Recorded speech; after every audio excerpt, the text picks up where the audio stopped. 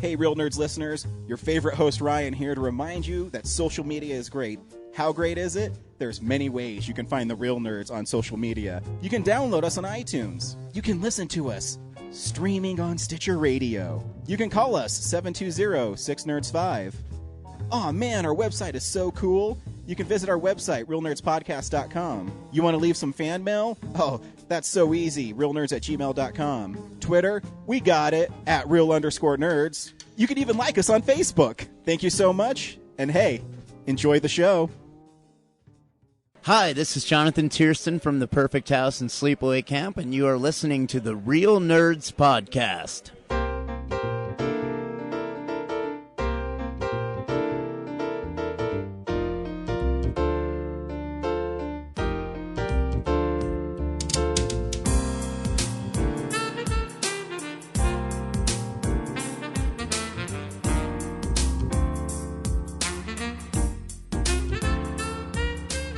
Welcome to Real Nerds Podcast, unofficially the official podcast of Denver Comic-Con.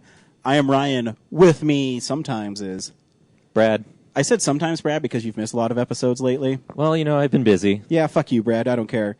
You know I don't care about you? Because Why? we have a guest this week. We have a fellow podcaster with us, and also a friend of many years. John, say hi to everybody. Hello.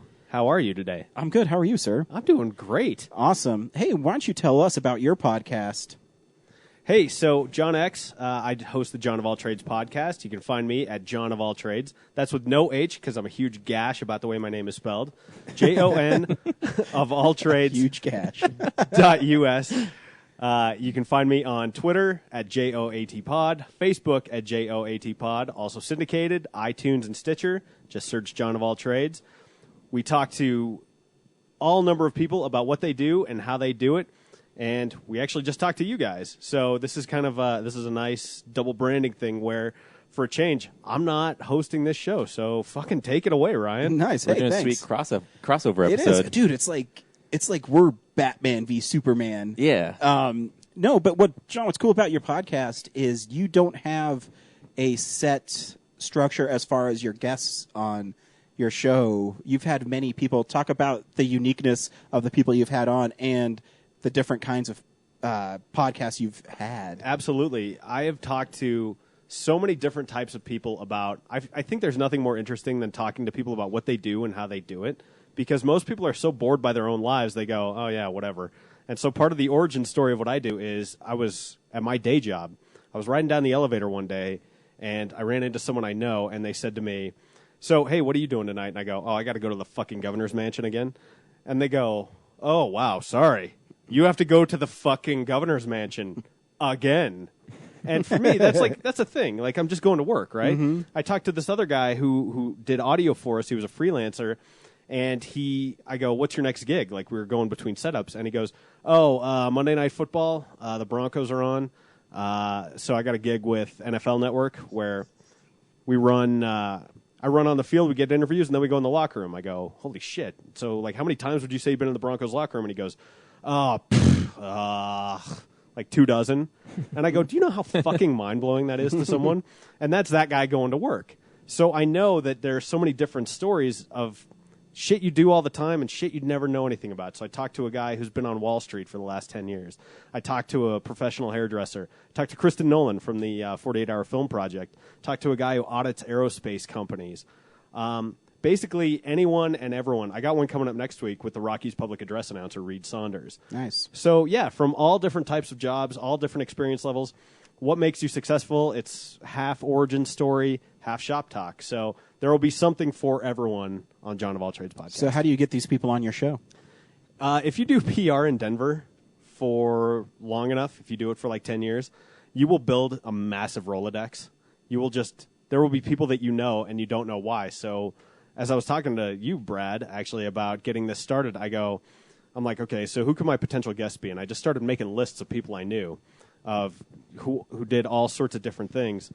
And basically it's from doing PR in Denver for the last 10 years, man. And if you do a good show, people will refer you. And so I've, through Jason Calloway, who owns Rooster and Moon Coffee Pub down in like the Golden Triangle, he said, you got to talk to Brandy Shigley. And so I talked to Brandy Shigley, and she's like an entrepreneur and a fashionista and does like Fashion Denver and Do What You Love workshops.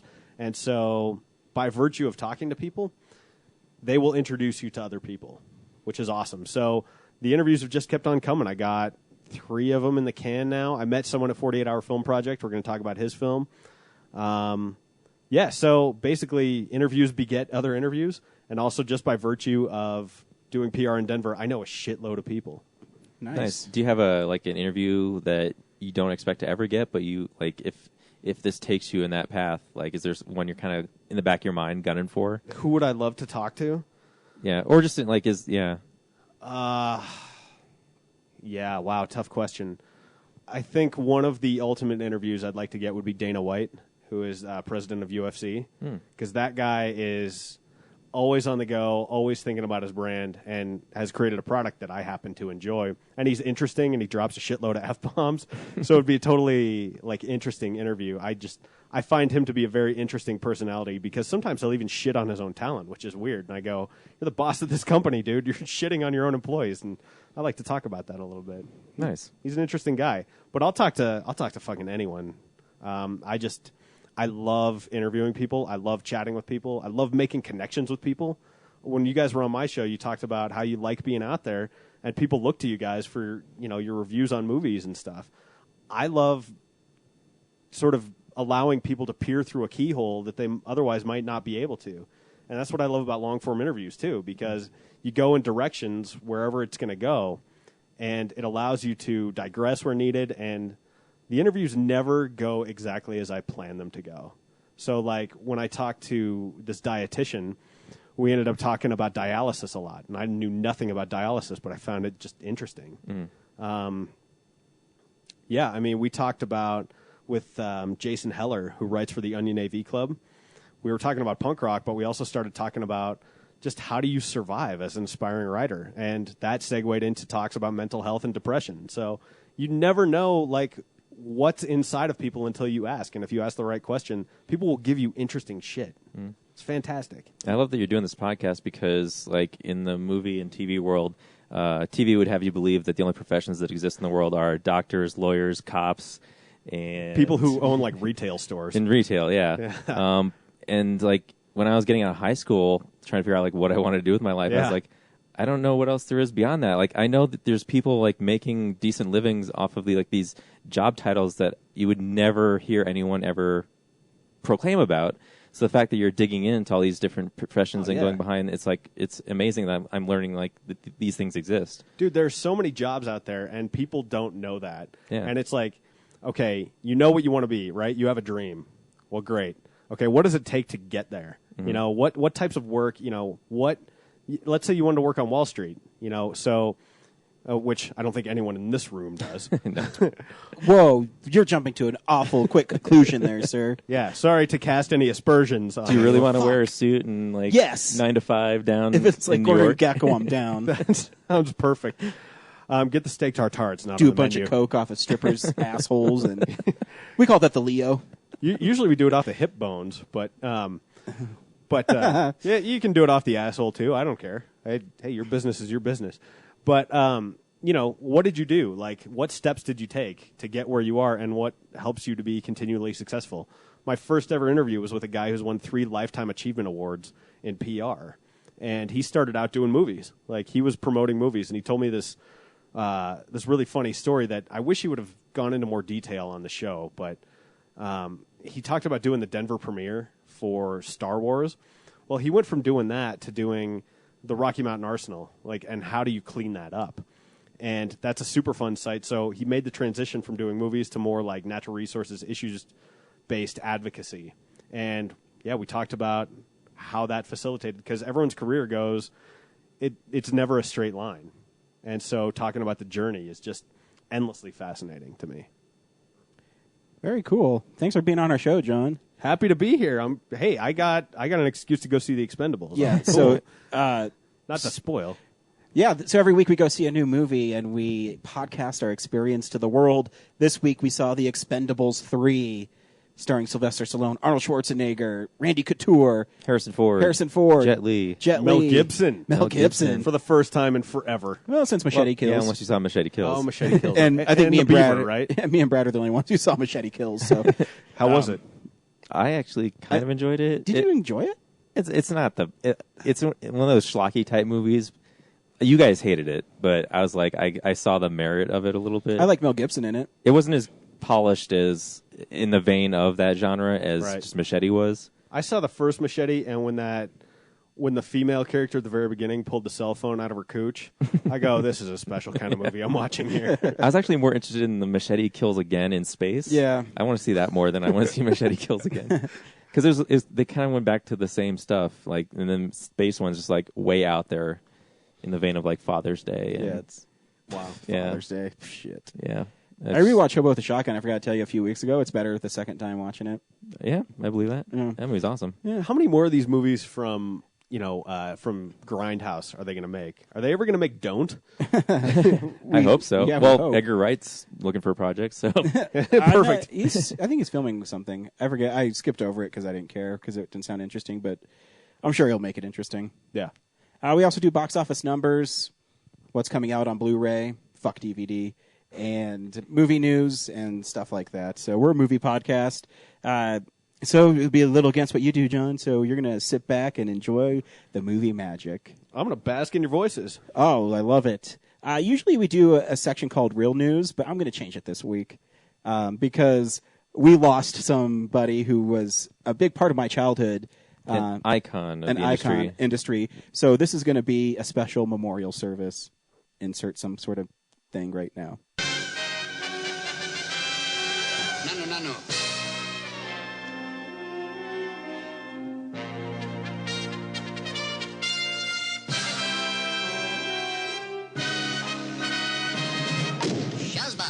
I don't know what Brad's going to put in there, but maybe it's something. It was cool. great. Are you doing Yeah. like a produced piece for that? A lifted piece from somewhere. I don't know. Whatever Brad finds. Also, this is just a clip of him saying "Nanu Nanu." Yeah, Nanu or something. In horrible news, Robin Williams died this week. Well, didn't just die. Well, he died. Killed himself. He killed himself, but he died. And it really got me thinking. I'm not the biggest fan of some of his movies, but I can't deny a lot of his movies left a huge mark on my childhood, whether it's Hook, Mrs. Doubtfire, Aladdin, Dead Poets Society. I'm even going to reach in the well. I'm going to say Good Morning Vietnam. Yeah. It's just so sad. And I mean, the biggest thing that you have to take from this is depression can hit even the funniest people in the world. And I think especially so. Because to be funny is to see something worth commenting on in the world and either pointing it out or trying to make it better. You know? And so you carry that with you. I think when you're funny, you're almost more sensitive to that type of thing. I think you're right, and that's a great segue, John. Here's Robin Williams self-deprecating himself for looking like a monkey when he meets that really famous monkey that does sign language. Oh, Coco the gorilla? Coco the monkey, yes.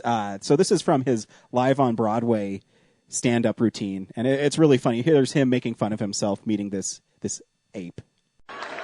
Because there is only one animal who can tell you if she is happy and wants to mate. That is Coco the silverback gorilla.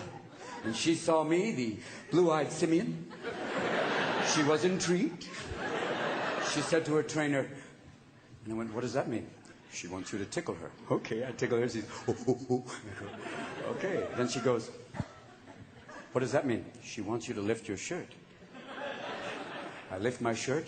She reaches out and grabs both my nipples. And when an 800-pound gorilla's got you by the tits, you listen. And then a fun thing happened because my balls went, "Somebody wants to play." "Shall we go to phase 2? "No, do not go to phase 2. I repeat, do not go to liftoff. This may feel like a human, but notice the placement of the thumbs. This is not a human. Do not go to phase 2. Warning, warning. But she must have sensed something because she grabs me by the hand, starts to take me in the back, and it's like Doctari meets Deliverance. And I'm expecting the crocodile hunter to walk out and go, "Oh, crikey. She wants to fuck his brains out." Watch out, boys and girls. Danger, danger, danger. This could be like that time I put my finger in the crux cloaca. Bad news. But part of me went, could be fun. Make a great story for a bar. Guys are going, I had a wild night in Vegas. Yeah? Well, I banged a gorilla. Where's everybody going? And you don't want that late night phone call like, ring, hello? Call me. So just touching on your point is he's just making fun of himself for how hairy he is. And I think it's a sad fact because whether it's Chris Farley, where I read this wonderful biography about him, which it was basically a biography where it's just interviewing all his friends and family. And I read that one, the Chris Farley show. show? It's a wonderful biography. Yeah, great book. It's like an oral history. Almost. It is. You're right.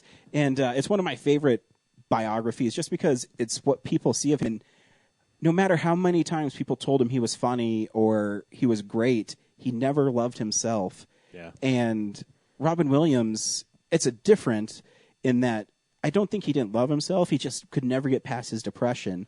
And it helped him in his roles.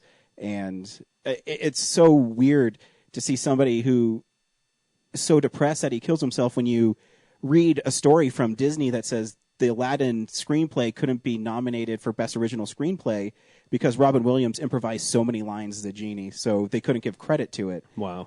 And it just, I don't know. It's interesting. It really broke my heart. The sad thing is, no matter what Robin Williams movie you saw, which he unfortunately, and I blogged about this a little bit on the John of All Trades site. So if you go to the site, it's johnofalltrades.us/Robin. I had to hold back from talking about Patch Adams because I fucking hate that movie. I do too. I think it's cloying and terrible, and I feel the same way about What Dreams May Come, where a lot of people I like never that saw that movie, one. and I can't stand it. So I like it. But the thing about it is, no matter what role it was, you always saw tenderness and innocence behind Robin Williams' eyes. And I think when you put that in contrast to some of the madcap stuff he would always be doing, it really painted a picture of such a unique man.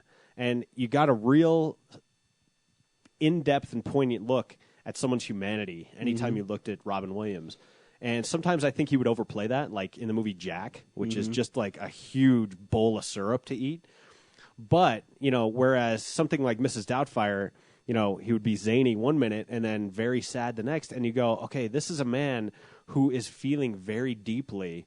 And it manifests both in some extreme over-the-top comedy and also just some very sincere pathos. Mm-hmm.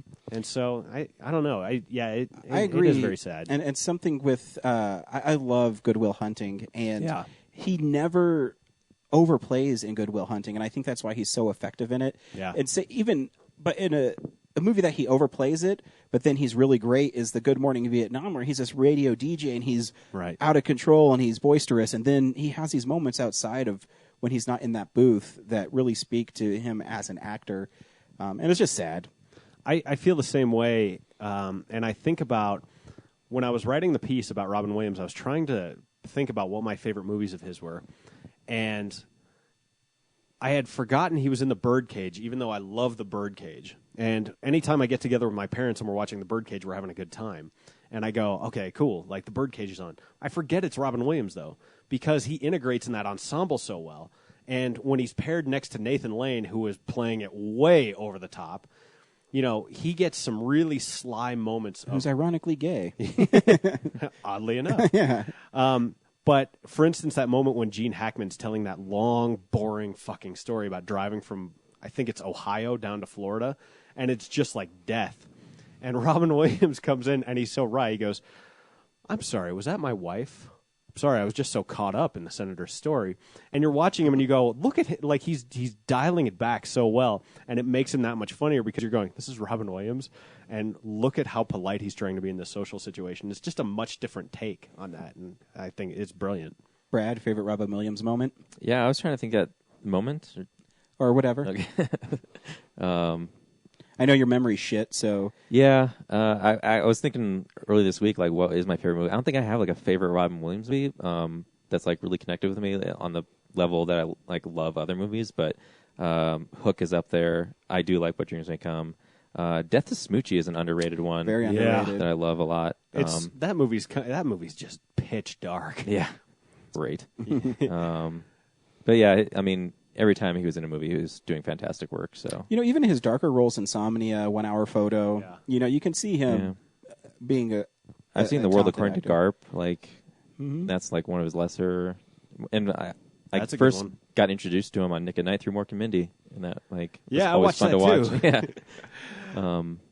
Yeah, it was always fun. Yeah, to watch him. So it's just sad. It's interesting when you think about, when someone dies and they're in the field that he's in, that you just realize that he has this impact on what you do, and you don't even realize it, because you'd always count on, whether it's a night at the museum, no matter what you think about the night at the museum, you can always count on him giving a good performance, and sometimes you take that for granted, and now that we won't get any more, except for Night of the Museum 3.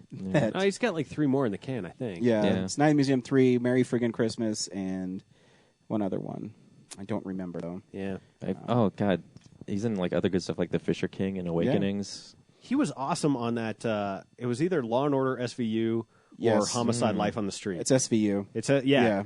And he's creepy and wonderful on it. And you go, whoa, this guy is fucking terrifying in this. And Insomnia is really good too. I liked Insomnia. Yeah. That's Nolan. Yeah. That's that's early wild. Nolan Early Nolan. remaking a movie. Yeah. Really? Pacino and Yeah, Robin Williams together. I Come think on it was now. originally a Swiss movie. It's in French, the I Criterion think. French. I think It's it's in the French. Criterion Collection, like the original. The really- director's like a Skarsgård or something. Right. I really like Pacino in that movie because he's both exhausted and totally wired. Mm-hmm. And so when paired against a very conniving Robin Williams, the dynamic in that movie is just, it's almost like you can feel it in the air more than anything else. It's hard to describe. It's No, you're just right. The atmosphere in that movie, you go, I am so uncomfortable here, and I can't figure out exactly why. It's awesome. You're right. So yeah, and usually too we do a comic book this week, but I'm going to change it too. Cool. I was reading a little bit about Robin Williams and some things I didn't know. One, he has a daughter, and his daughter's Well, he has 3 kids. He does. Yeah. But one of his daughter's name is Zelda, and he named her after The Legend of Zelda. And so now I'm going to recommend a Legend of Zelda game for you to play. And of course, I'm going to go into the well that everybody knows, and everyone's going to say, "Oh, I can't believe you picked this one." But I'm going to tell you to pick The Legend of Zelda Wind Waker on the Wii U, the HD remake. It's fantastic and beautiful. Or the GameCube version. Or the They're both good. GameCube. Yeah. It's just beautiful. And just go out and enjoy it and see why Robin Williams loved this game series so much. In fact, he's in a couple commercials for Nintendo talking about why he named his daughter Zelda. So instead of a comic book this week, I'm going to recommend everybody go pick up the Wii U or the GameCube version of Wind Waker. It's beautiful, and it's one of those stories that's so well told. And what I love about Nintendo Zelda games is you feel Link's emotions without him ever saying a word. Yep. At the beginning of that game when you're talking to your grandmother and she's upset because your sister got kidnapped and you have to go save her, and when he meets Ganon for the first time, it's just wonderful. And I have so many great memories with those games. To this day, I still play it, and as I play, I make the noises that Link makes. So when I get hit, I go, and my wife is so funny. She came out and I was playing it, and she said, the game makes those noises too. I said, they do, but get out of here. It's kind of like singing along, though. Right? I mean, yeah. I know that Springsteen can sing this. I'm going to sing it with him, goddammit. Yeah, So because you were born to run. that's right. So yeah, pick up The Legend of Zelda Wind Waker, or the Ocarina of Time if you. Yeah, the if you- Ocarina of Time is the pinnacle. It is the pinnacle if you Yeah. want to go for the Yeah. one that everybody loves. But I'm telling you should play the one that everybody should love. And you can get that on N64, 3DS. You can download it from the Nintendo eStore. Yeah. So Nice. no Readily matter available. what video game Nintendo system you have, you can get it. The Ocarina. I think it's Ocarina. It's like Macarena. My voicemail. Except not at all. Yeah, no. My It just voicemail sounds like it. alert is when you call for Epona is woo woo woo, because I love that. And then you hear over the hill, and you jump on the horse and you run through the fields. Who doesn't love The Legend of Zelda? This all happens on your phone? In my mind, it does, but I just hear the song. Okay. And The song isn't real life. The song's in real mine. life. The rest of it is I close my eyes and I see blocks from the N64. Those wonderfully rendered. Smooth over textures. Smooth over textures. I wish my head worked that way. Yeah. When you only get like 2 or 3 hours of sleep because you're... Speaking of... Is your wife like really hot at night? Oh my gosh, dude. My wife is My wife's really hot all the time. Yes. What's up? Nice. Nice. Not my wife. No, she's always cold. But my wife, she was usually like really cold. Yeah. Like her butt was always cold. Her hands were always cold. Her nose is always cold. Right. But since she's been pregnant, dude, like heat radiates off of her. And I'm like, fuck this. And I go out and I come on the. I have a really funny story about my wife being pregnant. I let her go to sleep a couple hours before me because she gets really bitchy if I don't. Right. So she went to sleep one night, like a few days ago, and I was out here till like 3 a.m, and I went in and I had to wake up at 8. And so I go in and I lay down, and then my dog Reggie comes up and sleeps right next to me. I'm like, fuck, and my wife is just radiating heat. So I'm like, fuck this. So I went out and I slept on the couch. And then at 5:30 in the morning, I got up and I went and I took a shower. And I came out, my wife was awake and she was on her phone. And I said, what are you doing? She's like, oh, you kept me up all night from fucking snoring. I was like, the dog was next to you. I wasn't even in the room. And then I just do this. I'm sorry. In my head, I know what's really going on. Right. But in her pregnancy brain, she's all bitchy. No, my wife started getting like super warm just recently. Yeah. Actually, she was cold for the first part of her pregnancy. By the way, Brad, you didn't know we were going to talk about this on the podcast. I know. I didn't realize this was a real pregnancy nerds podcast. Yeah, totally. I'll just sit and watch. But yeah, she was cold. We thought it was going to be a boy, and then sure enough, it was a girl. And I go, oh well, that makes sense why you've been so fucking cold. Because I'm a goddamn furnace. Yeah, like, me too. I radiate heat, and so You now. are. Thank you. And so now it's nice because she used to like bundle up the covers and just and it was so hot, and I'd always kick them off in the middle of the night. Now we're both kicking them off, and I go, yeah, fucking A, this is how we're going to sleep from now on. It's not going to last. No. But yeah, if it were up to me, I'd probably sleep in a meat freezer. Yeah, me too. And I think it's towards the third trimester when my wife started getting Yeah. like really hot. And I read online that it's because they're metabolizing for 2 people, so they're that much warmer. Yeah. So look forward to that, Brad. What's next? We'll A do few steps in between there, though, Brad. Yeah. Yeah. Fucking. Just I make know. sure you deposit your seed into their vagina cavity. Getting a girl to respond to anything I do. Wait, is that how it works? That's the first step. Well, you can. Or you can jerk off and come into your hand and then just stick it in them, and you're good to go. Just do it, hang out on the street, wait for someone to come by. Yeah. Hey, I how think you that's doing? how Joseph and Mary did it. Yeah, totally how they did it. That seems logical. Very. That's real offensive. Anyway. Yeah, so that was my Robin Williams. That's a Moment. Robin Williams tribute. No, it wasn't. Yes, that ends the Robin Williams moment. I want you to think about that. That's Next a time you Robin think of Williams comedy Williams. bit that I just stole from him. Hey, this is the #1 movie of the year, Shell Shock. This is the box office stats. Remember when you got hit in the Turtles arcade game and you died, and they'd like blink and go Shell Shock? Yeah, or just say game over. Yeah. what I But remember. Teenage Mutant Ninja Turtles was the #1 movie of the week at $65 million. It's pretty good. Yeah, it's already the second highest grossing turtle movie of all time. And it's getting a sequel approved, so It is. And I How can tell excited you, are you, Brad?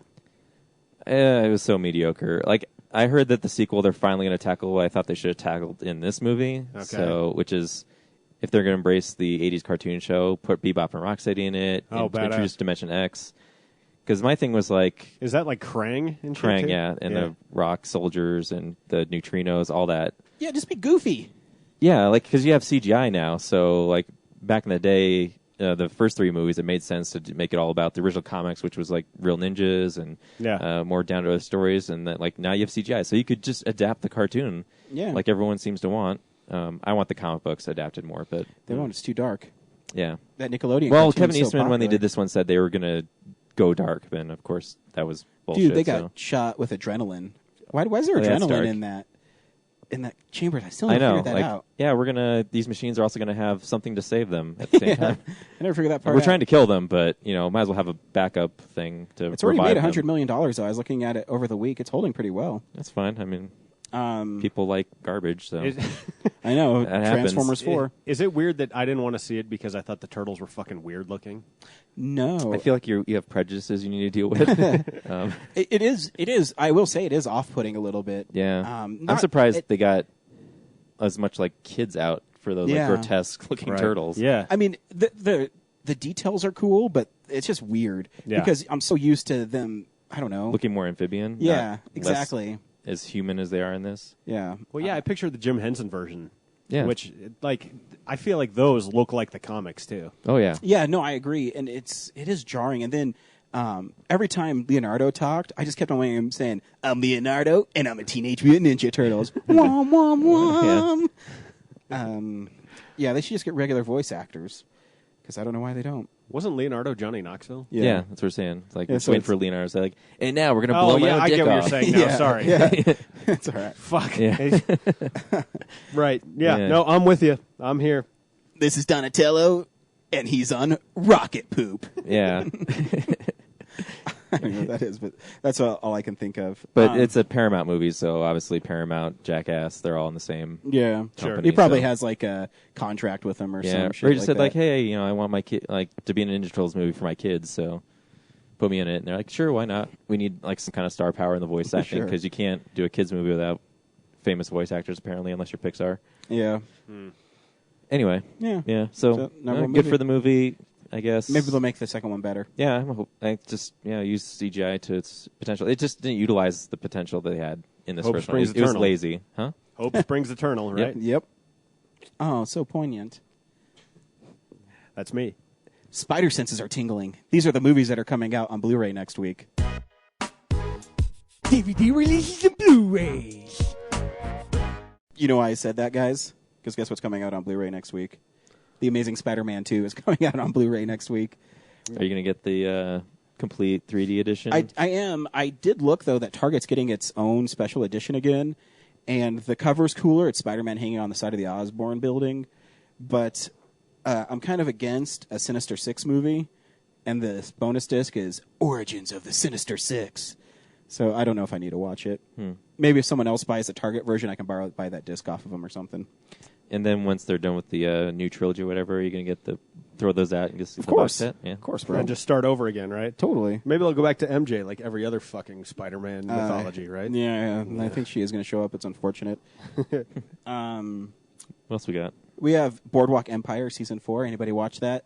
Boardwalk Empire? I am now getting into season 4 because I lost the thread of it last year because I got too busy. But I'm re-catching up now on Netflix. I think I'm only 2 episodes deep. It's on Netflix? Yeah. No, sorry. HBO on demand. Oh, okay. Or Amazon Prime. I was like, if it was on Netflix, I'd watch it. NCIS is on its 11th season. Who knew? Toy Story of Terror is a Toy Story movie that's coming out as well. Parks and Recreation Season 6, Leviathan, the Blu-ray, by Scream Factory, so it should be fun.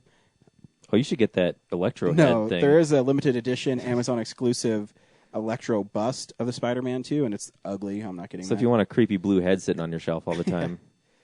Then you got it. Jarhead 2, I didn't know they could make a sequel to Jarhead. Who knew? Flintstones on Blu-ray. John Goodman's Flintstones. All right. Oh, thank God. Finally. Everybody's waiting for it. I always scroll down because when James does this, sometimes he forgets to look at good ones. But I think we might be out. Oh, you know what? Since we did news already, I forgot to mention that it's kind of like news/DVD. They're making a new Samurai Cop.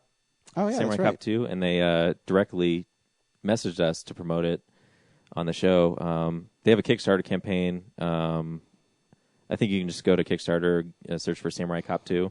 And you guys still haven't seen the first Samurai Cop. I know. I which thought we you were going to need have a party. Well, yeah. So whenever you guys want to do that party, Nice. let me know. Yeah, so they're making what's the name of the film company again? I'm sorry. Cinema Epoch. Yeah. Yeah, you're right. So they have a Kickstarter. I think they are almost at their goal, so make sure that you check them out on Kickstarter and Yeah. help There's some good promote- perks, like Yeah. get the first and second movie on when it comes out. That's the perk I like, is when you donate, you get the final product. Yeah. Yeah, that's So- nice.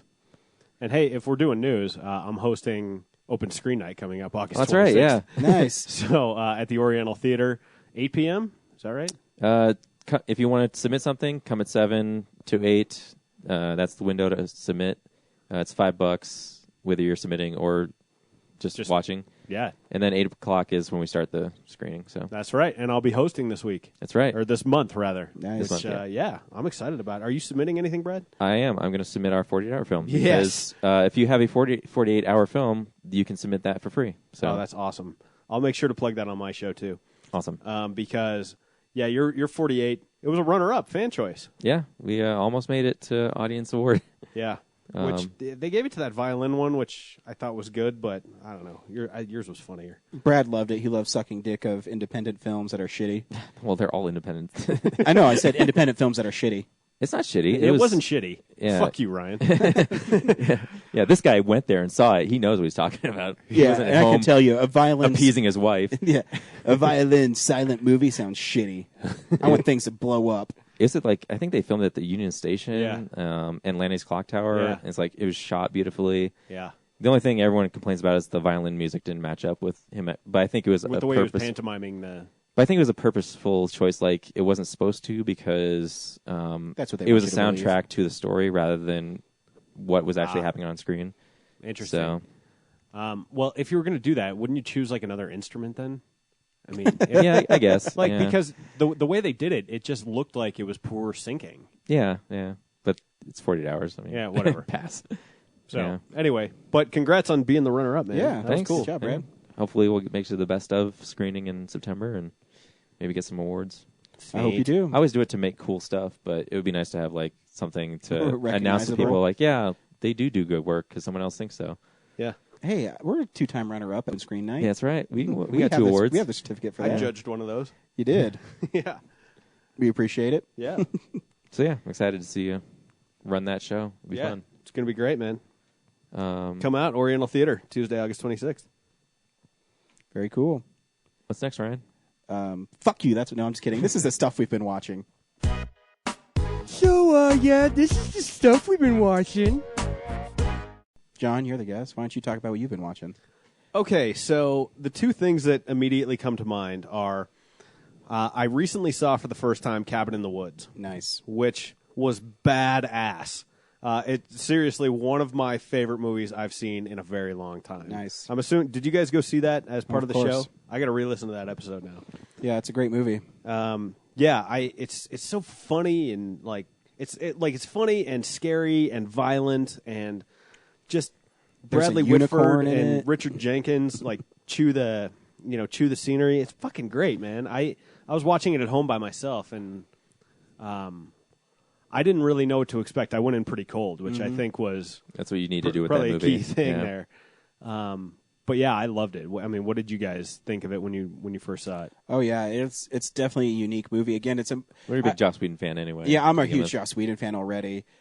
But again, I love movies. I talked about this on your show that take the idea of what you expect from the movie, Right. and changes it just enough where it's still recognizable, but fresh and unique. And this movie definitely does that. Well, yeah, it's kind of like it works in the same way that a movie like The Princess Bride works. Yeah, and that it's exactly. sending up the genre while still sort of being a worthy addition to the canon of that genre. Oh yeah, I agree. So yeah, it works like in two fronts, and so it was both scary and it was both like, hey, look how ridiculous all this shit is, right? Yep. And it had its own sort of weird mythology. So I obviously don't want to talk plot for anyone who hasn't seen it, even though it's like 2 years old. But no, man, that movie was killer. The other thing I've been watching, I just finished up both seasons of Orange Is the New Black. Have you guys seen that yet? No, I keep on meaning to because I heard it's great. Yeah, it's fantastic. I really dig it. I didn't so much like Weeds, which is what Genji Kohan did like previous to this, but the way they piece together this ensemble and the way the characters are both recognizable as archetypes, and I read a review of it, one of the things that was interesting to me is they managed to humanize characters without making them likable.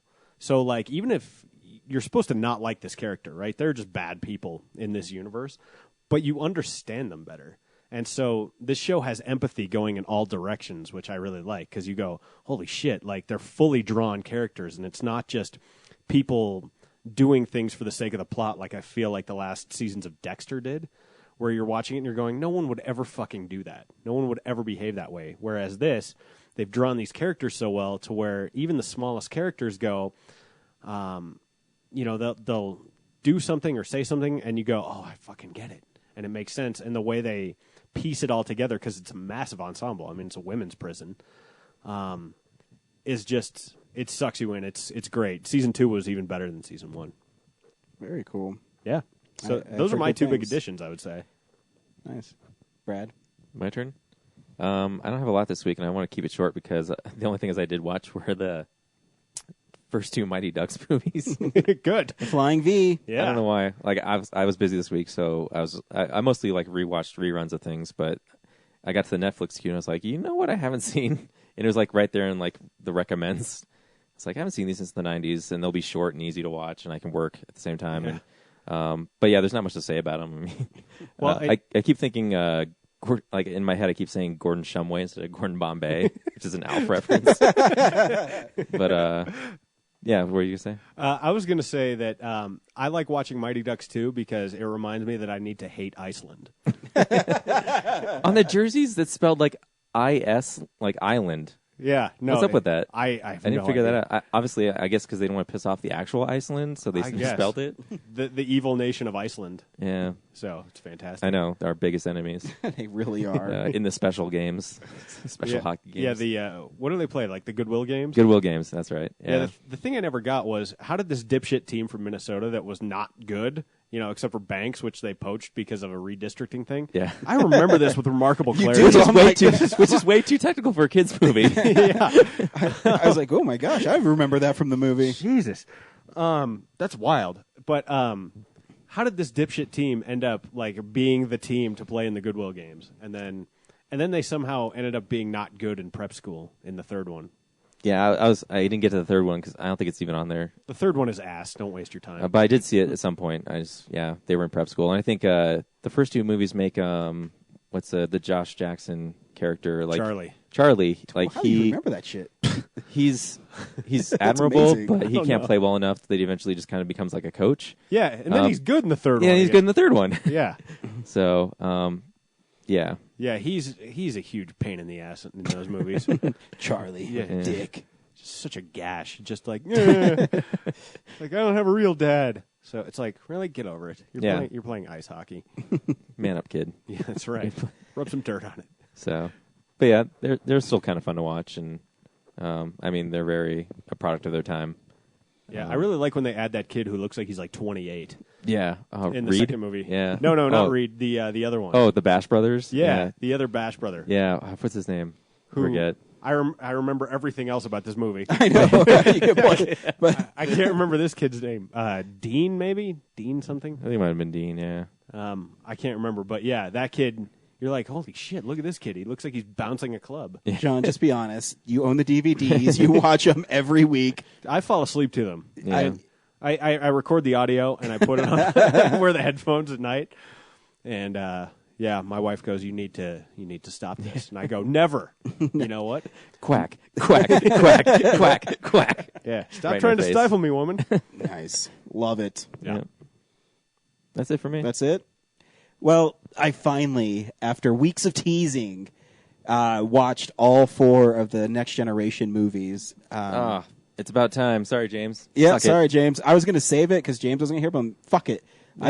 I've been teasing people. I know. I've been flicking the clitoris too long. Now it's time for insertion.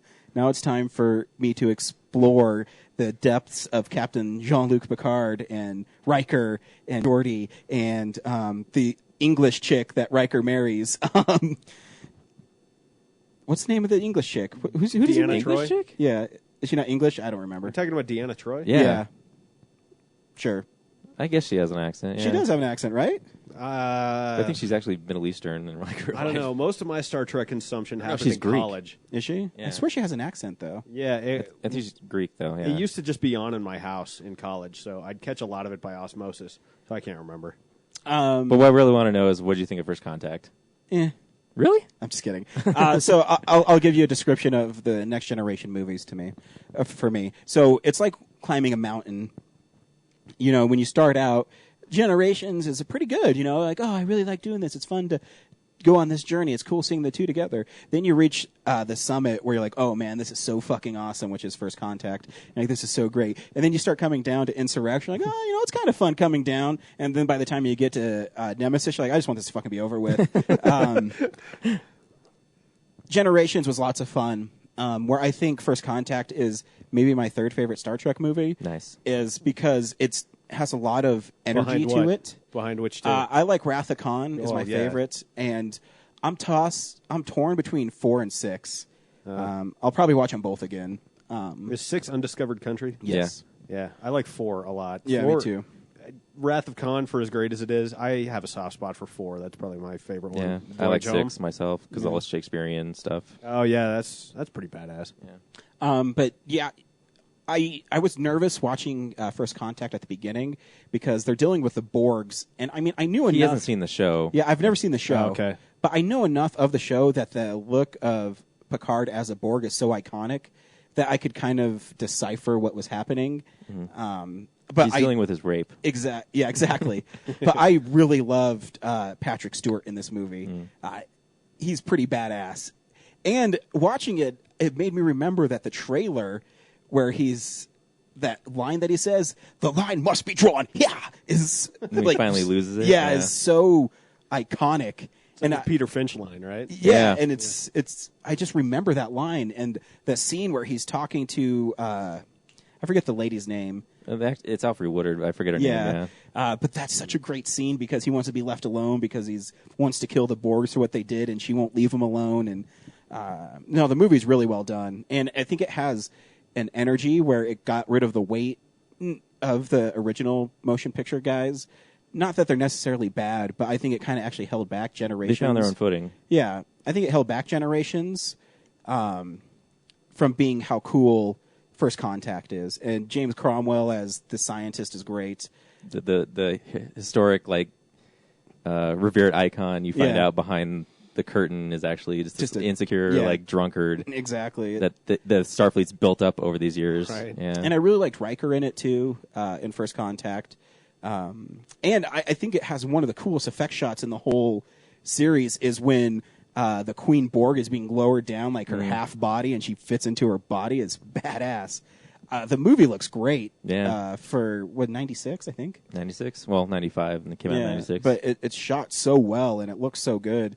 And I remember you talking about, but I went back and I watched the special features, and I didn't know Jonathan Frakes actually directed it. And he did the next one too. And Insurrection, I don't think's that bad. Yeah. It's different. It's like an extended, bigger budget version of an episode of the show. Yeah. I think maybe that's what's holding it back so much. And then Nemesis, I do like the Romulans. I really do. I think it's a cool idea. It just feels really flat. Yeah, it's just it's trying to be Wrath of Khan, but without an iconic villain. Ricardo Montalban. Yeah. But there's no charismatic villain there, so it's hard to latch on to. I think at that point, they finally figured out, they just looked at Wrath of Khan and First Contact, where it was these more stories about us versus them. And then, since those were more profitable, they started okay, well, we just got to put a villain against them every time. Where the charm of the first series is it wasn't always us versus them. They would explore an idea. Yeah. And so I think after Insurrection didn't do well, they were like, well, exploring ideas doesn't make money, so let's just throw villains at them. I think you're right. Because, scenes that shouldn't work in First Contact work amazingly well. The scene where they're all on the ship and the Borgs are making that weapon on the Enterprise. Yeah, the deflector dish. Yeah, and they're all sneaking around and trying to redo it. And it's actually really tense because they set up the rule of the Borgs, unless they perceive you as a threat, don't attack you. And so the Borgs look at them doing it, but they don't care until they start fucking with the computers. And then they start attacking them. And it's really well done. And it adds this layer of tension. And I didn't know Patrick Stewart was so ripped. There's that part where he's fighting the Borg Queen and he's hanging and he's like, holy shit, dude. Action star. Yeah, right? That's badass. Yeah. That's always fun, too. I always love when someone has something that you don't know. I've always wanted to, get really good at, martial arts and not tell anyone. And just, never use it. And then all of a sudden you're, You're, called upon. You're, at a bar or something. And all of a sudden someone, sidles up to your woman or something. You just kick the shit out of them, with no no fucking effort, and then just go back to your business, and people go, "Whoa, What had just happened? That's an episode of the Dick Van Dyke Show right It's an there. episode of the Dick Van Dyke Show, but flipped. Well, it's like, but like with Patrick Stewart, you go, okay, here's a guy who's ripped, right? But he doesn't need to, be popping out of his T-shirts or anything. And granted, those uniforms aren't exactly the most flattering cut. Yeah. But yeah, I was, and like the effects of the Borgs like melting away was awesome. Mm-hmm. And I think it's the only PG-13 Star Trek movie, right? To that point. I Well, think besides the new ones. Yeah. Because there's that part where Worf hits that Borg and like blood like goes out all slow. Yeah. I'm like, yeah, kill that fucker. And he uses his hand to tie off his Yeah. spacesuit. Such good stuff in that movie. So I'm glad you liked it because I was like, 'cause it's almost a zombie movie, A right? little bit, yeah, because what happens is you get infected by them and then you become them. And the one thing I don't like about the Next Generation is I don't like the holodeck thing because I think it's dorky. I mean, in this huge battle with the Borgs, all of a sudden he has to set up that they go back to the 1940s and stuff. Well, and- because you haven't watched the show, like there's a bunch of episodes where Picard, like that's his recreation, is he plays out like these detective novels. So I think he's Okay. he's Yeah. Detective Dixon in the show, and like obviously the holodeck will fail and they get stuck in that story, and they have to figure out how to. And then like the safety controls go out, so there's actual peril. Okay, but it's a nod to that. That's hard when you're a newbie and you've never watched the show. That's the only part of the movie that took me out. I mean, it was cool that he killed the Borgs with the Tommy gun, but Yeah, but I think even she says like how's it like a holographic bullet kill and stuff, and they Exactly. kind And of explain that. And I mean that helped me because in Generations they don't explain why they're on that fucking ship at all. Which one? In Generations they're on like the pirate ship and they're making people walk the plank and stuff. Oh, right, yeah. And they never explain. I'm like, what the fuck is this?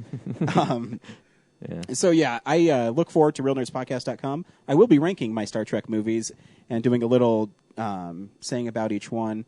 So thank you. I didn't know I'd actually like them, and I do. Even James said Nemesis is such a piece of shit. I don't think it's that bad.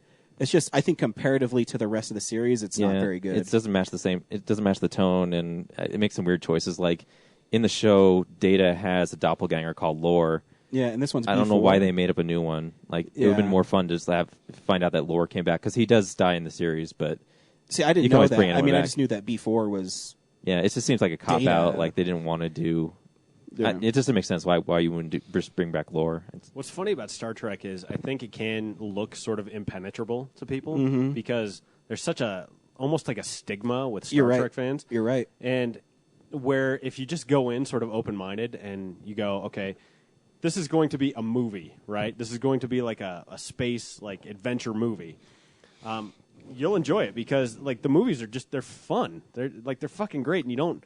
I mean, granted, in some cases, like with the holodeck, and knowing his history as a 1940s, like what was it, detective? Yeah. Yeah, I didn't catch any of those in my time watching Star Trek, but that will enhance your enjoyment, but it won't necessarily like totally ruin your experience if you don't understand the entirety of the show. Yeah.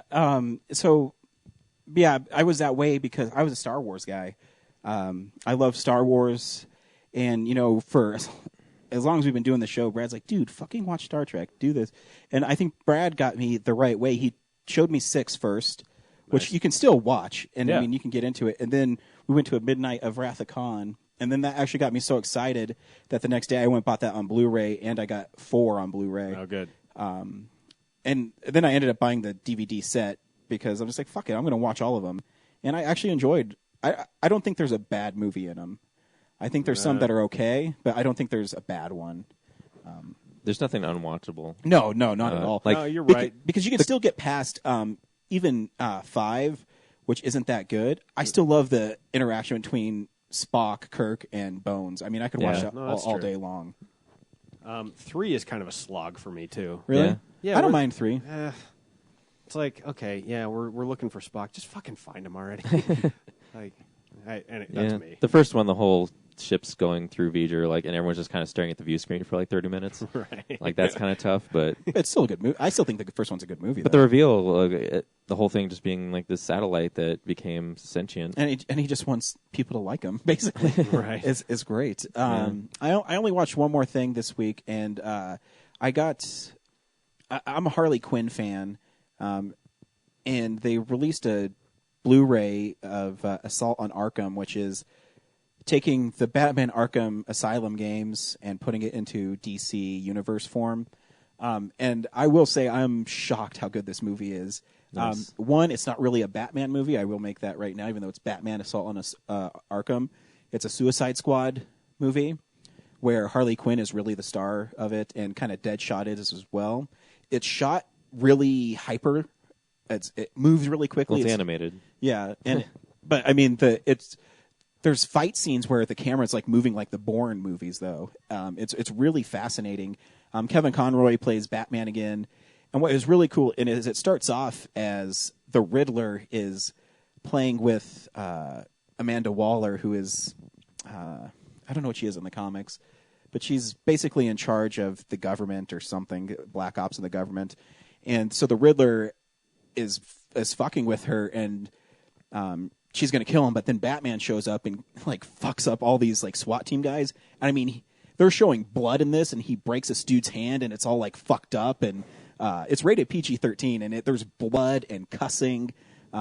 They stick these bombs in the Suicide Squad's necks that they have to fulfill this mission because the Riddler is caught by Batman. He's put in Arkham Asylum. Amanda Waller wants him broken out of Arkham, or get a part of his cane that lists the identities of a bunch of different things. So she hires a Suicide Squad to go in there to get him, and she actually flips the switch on the KG Beast, and his head like blows up.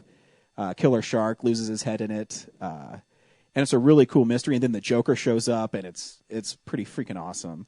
I was shocked how much I liked it, and you see Harley Quinn naked. So I mean. What? Yeah. PG-13?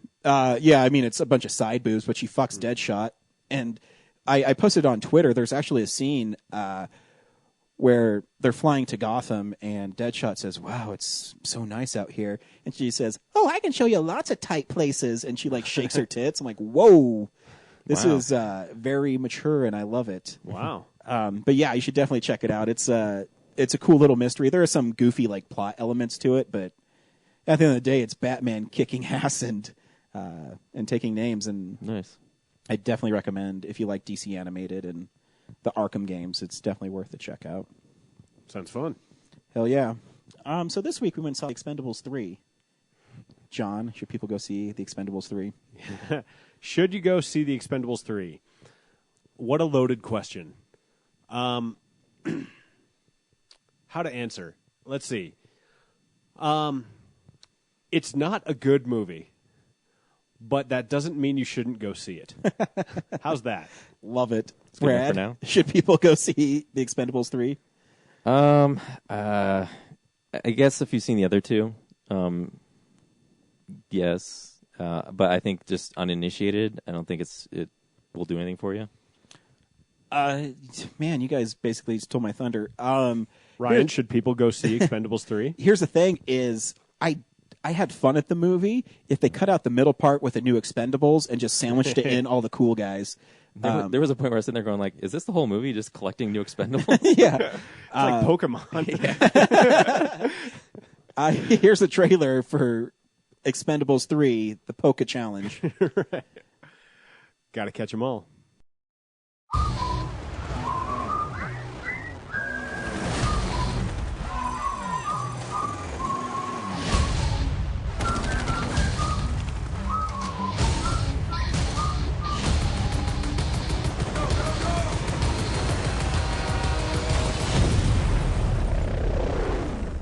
Great to have you back. No better place to be. It can't be. We were close once. We started this whole Expendables thing together, but we had a falling out. What are you gonna do? Reload. Welcome to the 21st century. I could do that. Want to slip on a dress and give it a shot? This is it? This is your team? Short notice. Yeah, very short.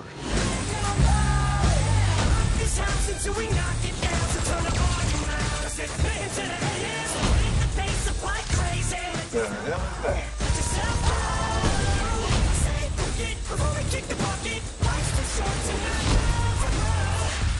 Hey, Barney, you should have killed me where you had the chance. You want them, kids? Come get them. You were stupid enough to get yourself into this space! We're the only ones crazy enough to get you out of it!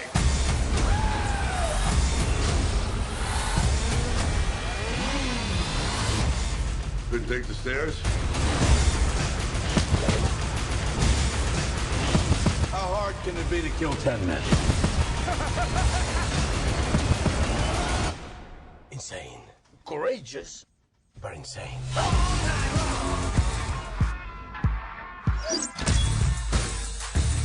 These guys are nuts.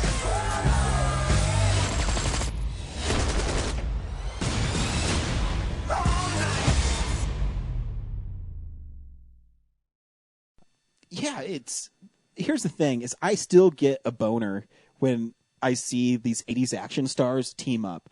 I mean, there is no cooler scene than when Sylvester Stallone is leaving the hospital and Harrison Ford is there, and he says, "Who are you?" And they talk about how they killed Bruce Willis's character because he's a dick in real life, and they put it in there. They made sure that they knew that he was dead. I mean, there's still something cool about it. There's still something cool about in that same hospital that Stallone literally goes from Arnold Schwarzenegger to Harrison Ford, and they all have these little interactions, and it's totally badass. And then it's cut. I guess I should say. So Mel Gibson's character is an old expendable who has somehow lived being shot in the chest from Sylvester Stallone's Barney. And when he finds out that he's alive and Terry Crews gets shot, Stallone doesn't want to put his old buddies in jeopardy again, and he goes out and recruits. Because they only got like 3 of them left. Like there's opening. They talk about like all these dog tags in the plane of. Yeah. At this point in the story, they've lost so many of the team because a lot of the people in 2, like the new guys, aren't there. Yeah. Yeah. Well, yeah, Hemsworth died in the second one. Awesomely. Yeah, awesomely. Yeah, that was pretty badass. But I felt like there was like 2 or 3 others that they recruited for that movie. They were just gone. Well, all of a sudden. and Mickey Rourke was not in the second one. Yeah. And Chuck Norris was in the second one. Yep. He wasn't in this one. Yep. I don't know. I can't remember who else. I've already forgotten. Right. But that's the idea. Is like the strengthens his decision. Is I'm tired of losing more guys. Yeah. Like, and we're getting too old for this shit. Philosophically fucking dumb though, because they're called expendables for fuck's sake. Like, they're expendable by definition. So they it's know like, what they signed up for. Yeah. Yeah, exactly. This is going to happen. So you're having all this remorse. It's just buyer's remorse. I don't get it. But I mean, there's some funny moments in it. They at the beginning they bust Wesley Snipes out of this train that's going to some. I don't even understand why it is happening. Oh, that was so great. A train that's built into a base. Yeah. Anyways, they bust. Like one end of the track is the base. I don't know where the other half goes. It doesn't matter. It's like an old Cobra base, like when you had the G.I. Joes. So they bust him out and they're talking to him, and Dolph Lundgren says, "Well, what are you doing for the 8 years being locked away? Tax evasion." And that's like why were you locked away? That's funny. Yeah, and it's for real. Yeah, and you're having fun with all these guys, and you're put with these uncharismatic new expendables. Like, this sucks. I'd much rather see Arnold Schwarzenegger go toe to toe with Mel Gibson than these fucking stupid kids. Right. And they just got a bunch of MMA fighters who it's not their fault, but they're not able to carry the screen like the other guys. I'll agree with you, with the exception of Ronda Rousey, who I thought did a nice job. She did fine when she was fighting, but there was looks that she was giving that were driving me crazy. I'm trying to think of one where she's like, "Well, if you were 30 years younger," and then she does this. You can't. I'm not gonna do it on the podcast. You can't see it, but she gives this like she smells shit look. Like, I don't know. It drove me crazy. But after they get captured by Mel Gibson, who's awesome in this movie, because there is that scene where he's like tied up and Stallone is talking to him.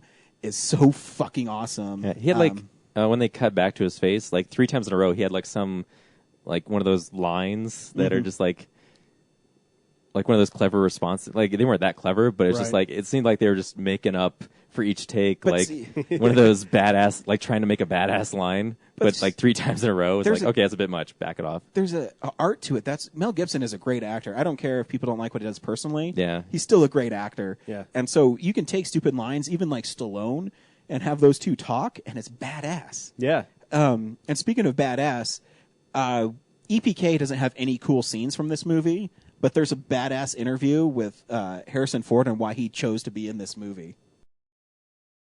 There's a lot of humor, a lot of energy, a lot of action, but it's well phrased and controlled. It's good filmmaking, I think. I've had the best time working with him. He's as everyone knows, he's a highly trained, very talented actor, and he long ago won the battle of whether or not he should be taken seriously, and I've had a very positive experience working with him on script and on the scenes themselves. He's a filmmaker. All of these people have been successful in various types of movies under various types of circumstances because they're dedicated professionals. Because he likes to fly, and they told him, well, you're going to fly a helicopter in this Exactly. movie. He's like, yeah, I'll do it. But see, there's something badass where Harrison Ford's flying a helicopter and Arnold Schwarzenegger has a huge Gatling gun and is just mowing people down. Yeah, I wish there was more Terry Crews in this movie, personally. Yeah. Yeah. Because he's so fucking great on Brooklyn Nine-Nine. Oh, yeah. And that's a great show. And they didn't give him hardly anything to do. He got shot in the ass. Yeah, which, I mean, he's so funny on that show, and like if they would have given him anything funny to do, I like when he said, "Time to mow the lawn," and I go, "Yeah, Terry Crews." And you know, there was a great bit with Mel Gibson where at the end, the Expendables are literally taking on an army. Yeah. And Mel Gibson's like, really? You can't even wound one of them? Yeah. Just like calling into the ridiculousness of them just killing all these people and them not hurting them at all. Yeah, no scratches, really. No scratches. Now, you mentioned Wesley Snipes, and I did not realize how much I missed Wesley Snipes in my life. Yeah. Where he's just shaving off his beard with that giant machine.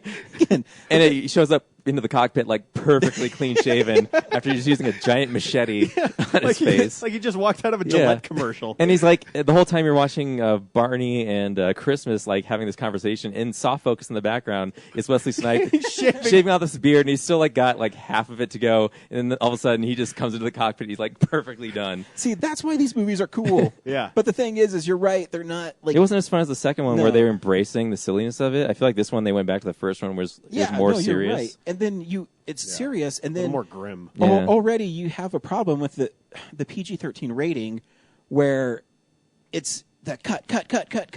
Where see that my problem with it is watching it. There are some moments in it where you see like blood splatter. So to me, it seems like this was rated R, and then someone went through and cut it really quick, so you couldn't see it because the part with the what's the girl's name again? Ronda Rousey. She has a badass fight, and she's about to break this dude's arm, and then all of a sudden it's cut to his arm broken. Yeah. And it's also intercut with Antonio Banderas fighting. So I was sitting there thinking, like, where are we? Like, is this in the same room still, or are they fighting together, or are they across the room? Yeah. No, I agree with you. This movie deserves a hard R. It does. And the reason is, and think about this, we're reuniting all these stars from the 80s and 90s, right? So who is the audience for this? It's like dorks in their 30s and 40s like us. Yeah. And so it's like, we want to see some fucking violence. Maybe some nudity. Yeah. You know, lots of profanity. I mean, give me a break here. Predator is like a hard R. Yeah. Right? Exactly. And, you know, it's like you get them together. Or Demolition Man, like seeing fucking Stallone and Snipes together again, that was awesome. Yeah. And so it's like, get them together and let them do this full out. And don't neuter them. And instead they spend like 45 minutes collecting new people and going through all these backstories. Which is cool to see Kelsey Grammer and stuff. I mean, they have a great interaction where he's like, I found a dark spot on my lung. And someone's like, really? No, I just want to see if you still have the soul. And it's funny. Yeah. But when those guys leave the screen, although it's it clearly hurts. a green screen drive. Oh, yeah, no, it's horrible. Oh, it's terrible. Like they have the top down and they're like doing 60, but Kelsey Grammer's hat isn't like shaking at all. Well, also the helicopters look really bad in CGI, and and some of the explosions. The explosion where he's walking away from the helicopter and blows it up is bad. But I can get past that when the real Expendables are on the screen. Mm-hmm. You know, when Jason Statham comes back, and again, his fight, it seems like is really neutered because he was fighting this big guy, and he stabs him with knives, and all of a sudden Wesley Snipes says, "Hey, you ready?" Yeah. Yeah. Yeah, It feels like there's just not enough there. No, I agree. And I watched the first Expendables shortly before I went and saw this one, and that one is a hell of a lot more violent. Oh yeah, and Stallone chops the dude's head off. Yeah, and at one point, Jason Statham, it's either Jason Statham or Jet Li, like kicks this guy, like does like a full like down kick, and the guy's head is back, and it presumably breaks his neck, and it's like, whoa, yeah, violence. Yeah, and that's the thing is, I mean, they do have these like tropes for this movie. Every movie starts with them extracting somebody or doing something. Then they have fun. Something bad happens, and then the end. Stallone fights the main villain in some sweet battle. Yeah. And again, the Mel Gibson battle is cool, but just not quite enough. Because they they throw the guns away, and you think they're going to fight hand to hand, and then he's going to end it hand to hand. But when you I know they have the time, like the ticking time bomb. So they kind of have to wrap it up, but still, it's like it feels like a cop out to just shoot the guy. Yeah, Like it's like that should just happen to begin with. Yeah, instead of like fighting with your hands was just a complete waste of time. Like he should broke Mel Gibson's neck or something with his bare hand. Yeah, it sort of defies the logic of the scene. Yeah, which is frustrating. Something you brought up, Ryan, that I firmly believe is that thinking about the '80s and '90s with all these guys getting back together, if you're going to make that style of movie.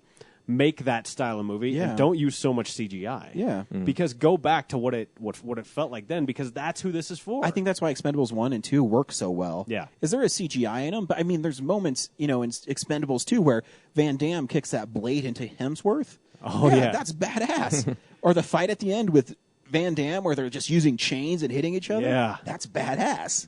You just need that element because you're right, and you said it too. It's for us. It's not for the fucking 10-year-old kids. When I went and saw it last night, they're running up and down the fucking lane. But I'm sure the guys who cut the checks to make the movie are just like, what's your plan for Expendables 4? Let's get some new guys in here for the younger crowd. Well, no, that's exactly what it is. It felt like they're trying to universe build. Like, these guys are going to be part of the new thing because they even ended it with them singing a song. But the best part of the ending is you find out Trench and Jet Li's character are gay together. That's awesome. Do you think they're I think that's what it was for real, implying. or were they just joking? I think that's what it was implying. I'll be honest with you. I drank a little bit before I went and saw this, and so we snuck some beers into the theater too. So by the end of it, I don't have a real strong recollection of the end. So I'll have to watch it. I'm pretty sure it's implying though because they kept on saying, "So you're with him now?" He's like, "Yeah, he's with me." I mean, it's fine if that. Yeah, no, it's just funny. I thought they were just joking. They might be making fun of their sort of like foreign earnestness. Maybe. Yeah. So I think it might be a gay joke from like the Americans, like, oh, so you're with him? Maybe. And misreading sort of the implied tone. They're going, yeah, I'm with him, and they so everyone winks and has a good laugh. It's like, oh, they're gay together. They don't realize that. That's what we're saying. But see, that's what I mean. It's fun because you also have a line where Schwarzenegger says, "Get to the chopper." Twice. I know, it's awesome. Yeah. And those parts are what I miss. Yeah. I freaking love. Yeah, they need more of that stuff in the movie. Yeah, just embrace your nostalgia. And I don't think it's going to do well at the box office, so this will be the last one. And it's a bummer because I just embrace it. Just have fun. Well, they can come up with another concept to do that. Yeah. Yeah, well, you might get Escape Plan, though. And that movie was that's true. I loved Escape Plan. I Did thought it was, you really? Yeah. It was so grim and dour and just, I don't know. It wasn't for I know. It was like a modern remake of Lockup. I miss Schwarzenegger in movies because even when he just says the most mundane lines, I think he's entertaining. In Expendables 3, where they're all coming back from getting Mel Gibson's character, he's like, well, hurry, I'm bored. It's just the way he says it is just so funny. That's why I will listen to any podcast with Schwarzenegger on it. Anytime he's interviewed, I'm in because guy has so much experience and he's just the way he pronounces words is so strange. Yeah. That I could listen to him. I could listen to him read a fucking phone book. Right. So, and I always said too, the reason why he's successful and I can get behind him and not Vin Diesel is there is an art to delivering one-liners that Vin Diesel does not understand. He can say "I am Groot" really well, but when it comes to carrying a movie. Fuck that guy. Anything else, John, about Expendables 3? Yeah, I'd like to give probably my favorite performance in Expendables 3. You guys liked Mel Gibson. I wanted more of the live wire Mel Gibson. Like I felt like he was just almost like dampened or like on antidepressants or something, which maybe he was, but well, you need to watch Machete Kills then, because he is off the chain in that. Yeah, because I love when Mel Gibson is kind of like on edge, like in the first Lethal Weapon, or even like kind of shitty B movie like Bird on a Wire. Sure. And I missed that here. He seemed really like sort of withdrawn and a little bit calculated, and I was just hoping for more. So my favorite performance was probably Antonio Banderas. Oh yeah, he's really good in it. That was such a weird character. This guy who like desperately wants to be an expendable just so badly, and they all go, "What about this guy?" And he comes in and kicks fucking ass. Well, then his story when he was talking to Stallone when they were walking was pretty heartbreaking. And actually, I kind of missed that. What was his whole team died. He didn't get and kicked he's the off. only one who lived. Yeah. Okay. And he basically is doing it because he feels he owes them. Yeah. He shouldn't be alive. Okay. Which is great. Yeah, there's a couple times where I was paying attention to something else, and then I would miss things like that. I also thought it was helpful from the filmmakers that they played some Spanish guitar every time he was on. Yeah. And you go, oh, that's who that is. Antonio Well, that Banderas. shot how I'm after they supposed to first meet him and they reject him, and then the camera just sits on him. Like, it's almost like an improv shot where, Right. where they just left it in. Yeah, it's great. The funny thing about that too is, we mentioned Demolition Man. What was the Stallone Banderas movie? Was that The Specialist? Assassins. Assassins, right? Bang! You got me. Wait a minute, wasn't he in The Specialist too? I don't know. No, it's just That was- what's I her think name in it's Stallone? Sharon Stone. Yeah. And Sylvester Stallone. Are you sure Antonio Banderas wasn't in that? Yeah, I'm pretty sure. I can look it up if you want to talk about it. Yeah. But anyway, if it was just Assassins, then fine. But seeing Stallone get reunited with like former enemies and former like co-stars, you're right, Ryan. I mean, that's part of the fun of these movies. It's like, oh yeah, and you get to think about Demolition Man, which I haven't thought about in forever. I love that movie. And it's not a great movie, but like in terms It's of genre, fun. it's fantastic.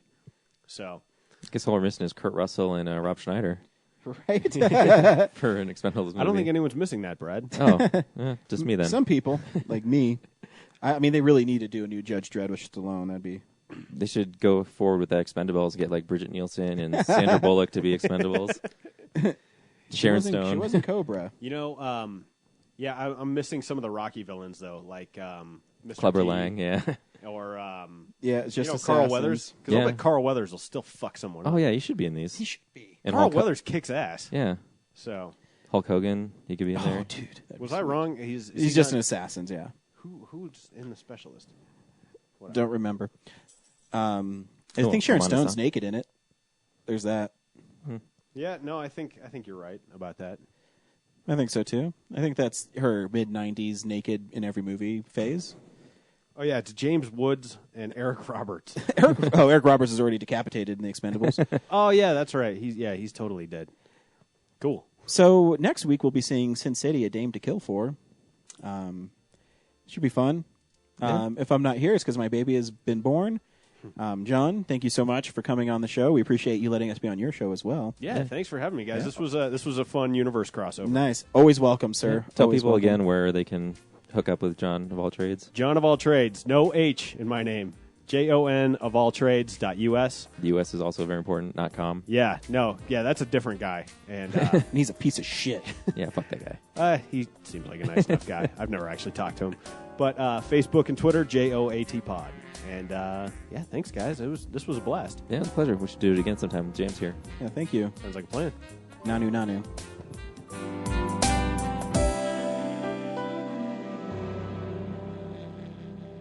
Visit our website, realnerdspodcast.com. You can tweet us at real_nerds. You can email us even, realnerds@gmail.com. Like us on Facebook. Hey, stream us on Stitcher. You want to call us? 720-6nerds5. And download us on iTunes. Just search Real Nerds.